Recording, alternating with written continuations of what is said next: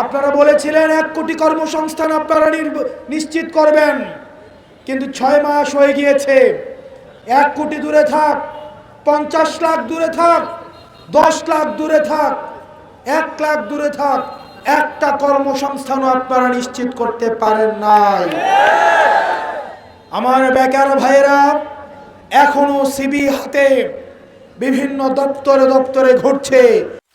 Noakhali Times, দৃষ্টি জুড়ে বাংলাদেশ। প্রিয় নোয়াখালী ভাষী, 2014 সালে যে নির্বাচনটা হয়েছে, এই নির্বাচনটা হয়েছিল মিডনাইট ইলেকশন। এই নির্বাচনটা হয়েছিল 18 নির্বাচনটা ছিল মিডনাইট ইলেকশন। 2024 সালেও ভোট চুরি হয়েছে, 14 সালেও ভোট চুরি হয়েছে, 18 সালেও হয়েছে, 24 সালেও হয়েছে। তবে এই ভোট চুরিটা করা হয়েছে ফল প্রকাশের আগেই ভোটটাকে চুরি করা হয়েছে। কিন্তু আবার আমরা আরেক ধরনের মেকানিজম দেখলাম, এবারও ভোট চুরি হয়েছে, তবে সেটা ফল প্রকাশের পরে। আমরা দেখলাম দেশের 70% মানুষ গণভোটে হের পক্ষে ছিল, কিন্তু আমরা দেখলাম নির্বাচনের পরে এই ভোটটাকে বিএনপি চুরি করে ফেলেছে। সুতরাং জুলাইয়ের আগেও ভোট চুরি ছিল, তবে সেটা ভোটের আগে, ফল প্রকাশের আগে। আর জুলাইয়ের পরেও ভোট চুরি থেকে গিয়েছে, তবু সেটা দিন দুপুরে ফল প্রকাশের পরে।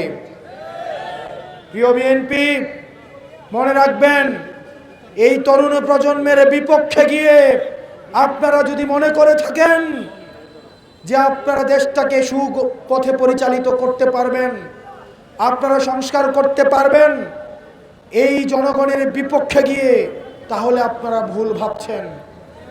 আপনারা বলেছিলেন 1 কোটি কর্মসংস্থান আপনারা নিশ্চিত করবেন, কিন্তু 6 মাস হয়ে গিয়েছে।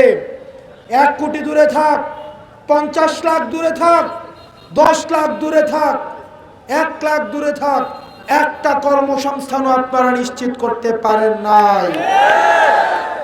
আমার বেকার ভাইয়েরা এখনো সিবি হাতে বিভিন্ন দপ্তরে দপ্তরে ঘুরছে, কিন্তু কোনো চাকরি পাচ্ছে না।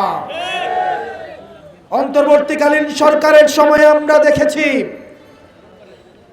অন্তর্বর্তীকালীন সরকার 1.5 বছরের মধ্যে অনেকগুলো বিসিএস তড়িৎ গতিতে প্রিলি, রিটার্ন এবং ভাইবা পর্যন্ত নিশ্চিত করেছে। অত্যন্ত পরিতাপের বিষয়, গত 6 মাসে আমরা নতুন কোন সার্কুলার দেখতে পাচ্ছি না।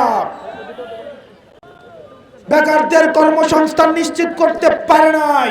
গত 6 মাসে আমরা শুধুমাত্র কথার ফুলঝুরি আমরা দেখেছি।